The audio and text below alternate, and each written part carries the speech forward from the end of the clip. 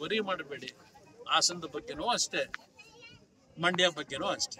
ಮಂಡ್ಯದ್ದು ನೋಡ್ತಾ ಇದ್ದೆ, ಮಂಡ್ಯದ ಪ್ರತಿನಿತ್ಯ ಒಂದು ಧಾರಾವಾಹಿ ಇರಲೇಬೇಕು. ಅದು ನಿಖಿಲ್ ಕುಮಾರಸ್ವಾಮಿ ಅವರು 2019 ಪಾರ್ಲಿಮೆಂಟಿಗೆ ನಿಂತಾಗಲೂ ಯಾವ ರೀತಿ ಧಾರಾವಾಹಿಗಳನ್ನು ಸೃಷ್ಟಿ ಮಾಡಿ ಅವತ್ತು ನಿಖಿಲ್ ಕುಮಾರಸ್ವಾಮಿ ಅವರ ಒಂದು ರಾಜಕೀಯದ ಬೆಳವಣಿಗೆಯನ್ನು ಅವತ್ತು ಸಂಪೂರ್ಣ ನಾಶ ಮಾಡಲೇಬೇಕು ಅಂತೇಳಿ ವ್ಯವಸ್ಥಿತವಾಗಿ ಏನು ತಪ್ಪು ಮಾಡದಂತ ಒಬ್ಬ ಅಮಾಯಕ ಯುವಕ ಅವತ್ತು ಚುನಾವಣೆ ಹೇಗೆ ನಡೆಸಿದ್ರು, ಯಾವ ರೀತಿ ಚುನಾವಣೆ ನಡೆದು ಅವತ್ತಾಯಿತು.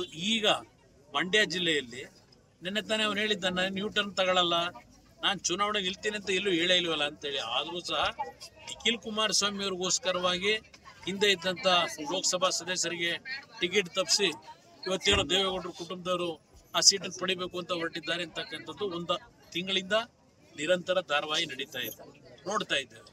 ನಾವು ಯಾವುದೇ ರೀತಿಯಲ್ಲಿ ವೈಯಕ್ತಿಕವಾಗಿ ಇನ್ನೊಬ್ಬರಿಗೆ ತೊಂದರೆ ಕೊಟ್ಟು ಇವತ್ತು ಸೀಟನ್ನು ಪಡಿಬೇಕು ಅಂತಕ್ಕಂಥದ್ದಿಲ್ಲ. ರಾಜಕಾರಣ ಅಂತಕ್ಕಂಥ ತಿಮ್ಮಪ್ಪ ಗೌರಿ ಮೀನು ಸಾಕಣೆ ಮಾಡಿ ವರ್ಷಕ್ಕೆ 5 ಲಕ್ಷ ಗಳಿಸ್ತಿದ್ದಾರೆ. ನೀವು ಕೂಡ ಅವರಿಂದ ಕಲಿಬೇಕಾ? ಅವ್ರ ಜೊತೆ ವಿಡಿಯೋ ಕಾಲ್ನಲ್ಲಿ ಮಾತಾಡಬೇಕಾ? ಈಗಲೇ ಫ್ರೀಡಮ್ ಆ್ಯಪ್ ಡೌನ್ಲೋಡ್ ಮಾಡಿ. ನಿಂತ ನೀರಲ್ಲ, ಅದರಿಂದ ಪ್ರತಿನಿತ್ಯ ಮಾಧ್ಯಮಗಳಲ್ಲಿ ಕಾನ್ಸಂಟ್ರೇಷನ್ ಅದೇ ಇದೆ ಮಂಡ್ಯದ. ಬಹುಶಃ ಮಂಡ್ಯ ಜಿಲ್ಲೆನಲ್ಲಿ ಕುಮಾರಸ್ವಾಮಿ ನಿಲ್ತಾನೋ, ಇದು ಯಾರು ನಿಖಿಲ್ ಕುಮಾರಸ್ವಾಮಿ ನಿಲ್ತಾನೋ ಅಂತ ನಿಮ್ಮ ಕಾರ್ಯಕ್ರಮ ಏನಿದೆ, ಬಹುಶಃ ನಮ್ಮಿಬ್ಬರು ಹೆಸರಿಲ್ಲದೆ ಇದ್ರೆ ಮುಂದಿನ ಚುನಾವಣೆ 2 ತಿಂಗಳಿದೆಯಲ್ಲ, ಮಂಡ್ಯ ಜಿಲ್ಲೆ ಹೆಸರನ್ನೇ ತರೋದಿಲ್ಲ. ನೀವು ಗೊತ್ತಿದೆ ನನಗೆ. ಈಗ ನಿಖಿಲ್ ಕುಮಾರಸ್ವಾಮಿ ಬರ್ತಾನೆ ಅಂತೇಳಿ ಮಂಡ್ಯ ಜಿಲ್ಲೆಗೆ ದೊಡ್ಡ ಒಂದು ಇದೇನು ಕೊಡ್ತಾ ಇದ್ದೀರಿ.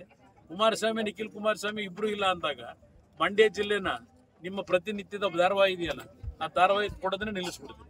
ಗೊತ್ತಿದೆ ನನಗೆ ಮಾಧ್ಯಮದಲ್ಲಿ ಏನೇನು ನಡೀತಾ ಇದೆ, ಇದೆಲ್ಲ ಸೂಕ್ಷ್ಮವಾಗಿ ಗಮನಿಸ್ತಾ ಇದ್ದೇವೆ. ನಮ್ಮ ಚಿಂತೆ ಇರೋದು 28ಕ್ಕೆ 28 ಗೆಲ್ಲಬೇಕು. ಹಾಸನದಲ್ಲೂ ಸಹ ಈಗಿನ ಒಂದು ಹೊಂದಾಣಿಕೆಯಲ್ಲಿ ಈ ಒಂದು ಜಿಲ್ಲೆಯಲ್ಲೂ ಜನತಾದಳದ ಅಭ್ಯರ್ಥಿ ಗೆಲ್ಲಬೇಕು. ನಾನು ಅದಕ್ಕೆ ಜನತೆ ಮುಂದೆ ಹೇಳಿದ್ದು, ನೀವು ಬೆಳೆಸಿರೋ ಮಕ್ಕಳು ನಾವು, ತಪ್ಪು ಸಹಜ, ತಪ್ಪು ಮಾಡ್ತೀವಿ, ಆ ತಪ್ಪನ್ನು ತಿದ್ಕೊಳ್ತಕ್ಕಂಥದ್ದಕ್ಕೆ ಅವಕಾಶವನ್ನು ಕೊಡಿ ಅಂತ ಹೇಳಿ ಒಂದು ಈ ಸಣ್ಣ ಕಾರ್ಯಕ್ರಮ ಇವತ್ತು ಚನ್ನಂಗಳ್ಳಿನಲ್ಲಿ. ಈ ಒಂದು ಕಾರ್ಯಕ್ರಮದಿಂದಲೇ ಹಾಸನ ಜಿಲ್ಲೆಯ ಬೆಳೆಸಿರ್ತಕ್ಕಂಥ ನನ್ನ ತಂದೆ ತಾಯಂದಿರಿಗೆ, ಯುವಕರಿಗೆ ಒಂದು ನಾವೇನಾದ್ರು ತಪ್ಪು ಮಾಡಿದರೆ ಅದಕ್ಕೆ ಒಂದು ಪ್ರಾಯಶ್ಚಿತ ಅನುಭವಿಸ್ತಕ್ಕಂಥದ್ದಕ್ಕೂ ನಾವು ತಯಾರಿರಬೇಕು. ಸರಿಪಡಿಸ್ಕೊಳ್ತಕ್ಕಂಥದ್ದಕ್ಕೆ ಅವಕಾಶ ಕೊಡಿ ಅಂತಕ್ಕಂಥ ಅದಕ್ಕೆ ಇವತ್ತು ನಿಮ್ಮ ಮುಖಾಂತರ ಮನವಿ ಮಾಡಿದ್ದೆ. ರಮೇಶ್ ಅವರು